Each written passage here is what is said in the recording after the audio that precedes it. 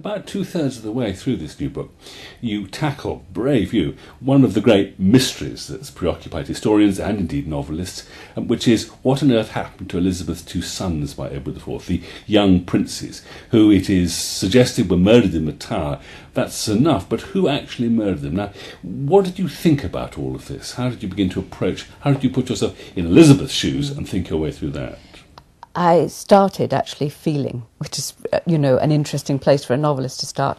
I have a son of my own. The thought of these little boys being taken from their mother, put into the custody of their uncle in the Tower of London, and the way the historical record tells it, it's incredibly poignant. First of all, they're seen playing on the green outside. There's someone sees them playing archery and makes a note of it, so we know they're shooting at the butts on the green. Then they're seen at the windows. Then they're not seen anymore. And you can see through 1483 this, in a sense, this going into the darkness of the Tower. It's, I think anybody would find it a very poignant story, and the mystery of it makes it kind of worse. That we don't, even now, we don't have closure. We don't know who did what to these little boys. We just know that there they are playing, they look okay. There they are looking out of the window, probably okay. Then they're gone. You just don't know. That's awful. It's really awful. And as a historian, it drives you mad because, my entire motivation is I want to know.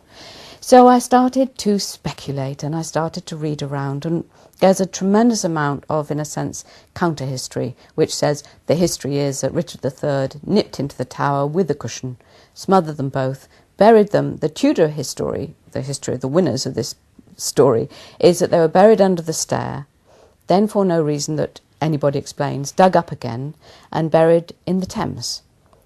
Nobody says who did this. Nobody finds anyone who's done it. Nobody knows anything about the murder. It's an absolute dead end. It reads like a lie. And actually not a very convincing lie either. If you were making it up, you'd have thought of something better. At least something that gave you a couple of bodies at the end of it, for crying out loud. This is the medieval period. You can get bodies. It's not difficult. So, that it doesn't add up. That bit doesn't add up. Then I got interested in the character of Perkin Warbeck, who's the pretender who comes back to England and claims to be Richard, son of York, Prince Richard. And challenges Henry VII, the Tudor, first Tudor king. Frightens Henry VII to death. It's the closest time Henry comes to losing the throne that he's only just won. If you look at this young man, not as a Tudor, because the Tudors say he's just a pretender, there's no reason to pay any credence to him at all. He's a lad. According to the Tudors, this boy is the Watergate keeper's son in Tournai on the River Scheldt. His father's a drunk and a bit of a wastrel. His mother, we don't know much about at all. She's got a couple of children. For some reason, this boy goes to school, like a grammar school. He learns Latin, he learns music. He becomes, as it were, apprenticed to Sir Edward Brampton, who was Edward IV's godson, a converted Jew who was sponsored by the king to come out of Jewry, who takes him round the world, who introduces him to the royal court of Portugal, who ends up representing a silk merchant in Ireland, and the people there spontaneously, allegedly, just go like, "You're Prince Richard, hurrah, we'll make you King of England." And he goes, okay then. Again, a story that doesn't entirely add up in terms of what is likely to happen to the son of the Watergateman in Tournai. And what I think happens is that Elizabeth, his mother, doesn't put her Prince Richard into the Tower of London to join his brother, into the care of Richard III, who she suspects very much now of planning to usurp the throne. I think she smuggles him out of England and sends him one way or another to his aunt, Margaret the Duchess in Flanders, and she gets him educated, preparing to return him to England when it's safe. One of the things that occurs to me when I'm reading about Elizabeth giving up, or being asked to give up, her second son to King Richard III, with a certain knowledge, I suppose, that he may never come out of the Tower again, is when she sends him away and substitutes a young page, that in a way she's sending a young innocent man to death. And I do have a sense of kind of moral queasiness about Elizabeth's behaviour then, and indeed, as I do also in the way in which she to some extent appears to go along with the murder of Henry VI, the last Lancastrian king. Well, would you be happier if she had, would you feel that she was a better woman if she'd sent her own son into the Tower, into the possibility of death? It seems to me she has, in a sense, she has no good choices here. She has no good options at all. I'm wondering whether what I'm doing is something one mustn't do, which is look at this through the perspective of, the year 2009, in other words, from the modern moment, and that I'm not actually exercising the imaginative leap to try and live in the period that you're describing for me. There's that. And all of these emotions, the tenderness towards our children is a modern emotion where you can actually see when it pretty well gets invented. I'm sure that there's an instinctive love of one's young. Since we see it in animals, there's obviously some kind of desire to protect one's young.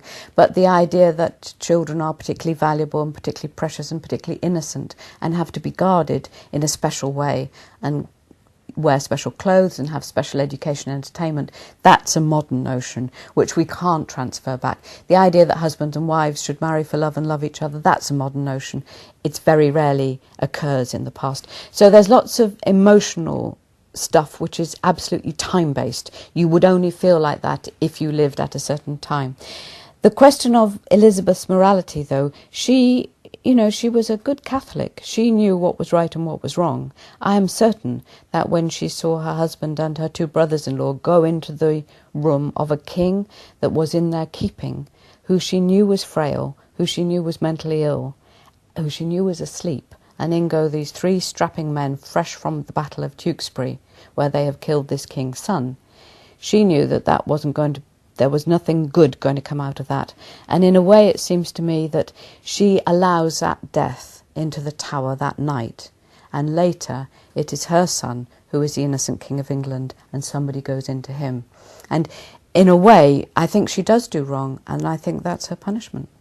The person that perhaps Elizabeth is closest to, other than her husband, the king, is her brother Anthony, who she obviously adores and who in the end becomes the guardian of her older son when he's Prince of Wales and therefore heir presumptive to the throne. Anthony is a wonderful figure, and you long as you read this book to know more about him. He's not only immensely gifted as a soldier, gifted at jousting, but he writes poetry, and indeed you write a wonderful poem for him in the course I don't.